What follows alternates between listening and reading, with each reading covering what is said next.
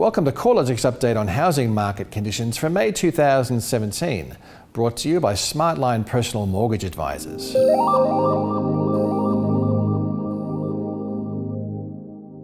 The latest set of housing market indices showed a cooling in the rate of capital gain during April, with CoreLogic's combined capitals index slowing from growth of around 1.2% per month over the first quarter to just 0.1% over the month of April.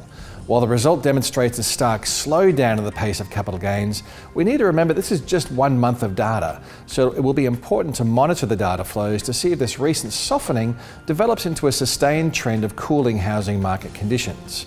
If the coming months do show a similar soft to negative result, it's likely to be a firm indication that the housing market is moving through the peak of what's been a very strong and sustained cycle of growth. The soft April reading was mostly due to a slowdown in the performance of the hottest markets.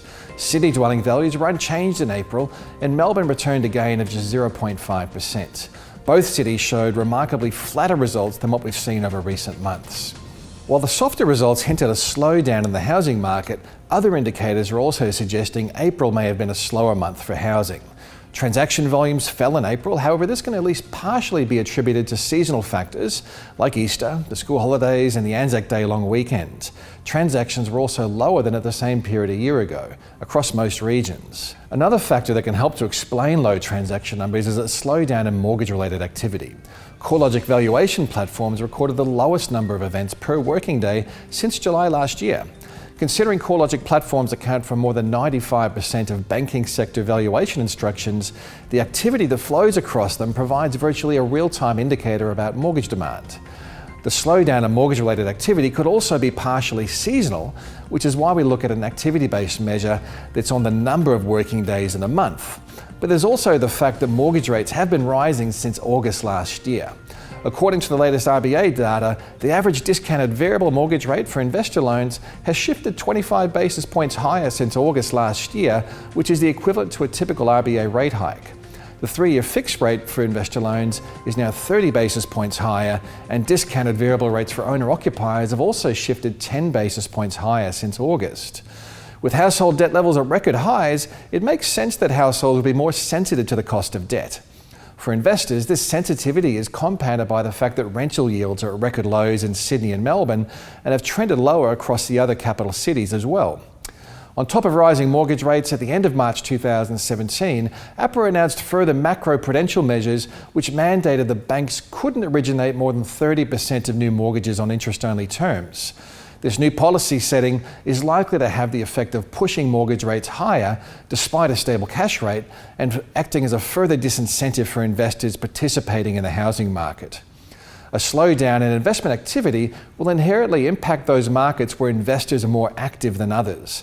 Specifically, these measures are likely to dampen demand in the Sydney market, where the latest data shows investors comprise 57% of new mortgage demand across New South Wales, and Melbourne, where investors comprise 46% of new mortgage demand across the state of Victoria.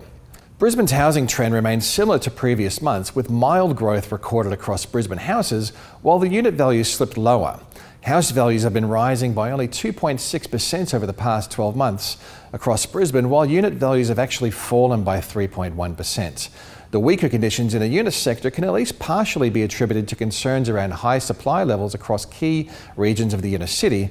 However, the weakness in the unit sector appears to be more broadly spread across Brisbane, which may suggest that buyer sentiment has been negatively impacted by these supply concerns. Rental market conditions have remained subdued, with the median rental rate holding virtually steady for houses over the past year and falling by 2.3% over the year for units. Despite the relatively weak rental sector, rental yields across Brisbane are substantially higher than what can be found in Sydney and Melbourne.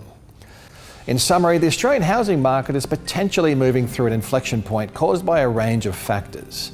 While it may be too early to call the peak in the market, the coming months will provide a clearer indication as to whether the slowdown we saw in April was the result of seasonal factors, or was it the start of a more sustained trend characterised by lower or even negative rates of capital gain.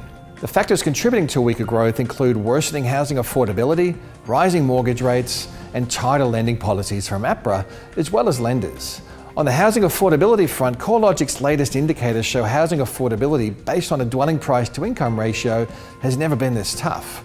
Using December data, the national measure shows the median dwelling price is now 7.2 times higher than the median annual gross household income, ranging from a ratio of 8.4 times in Sydney to 4.5 times in Darwin.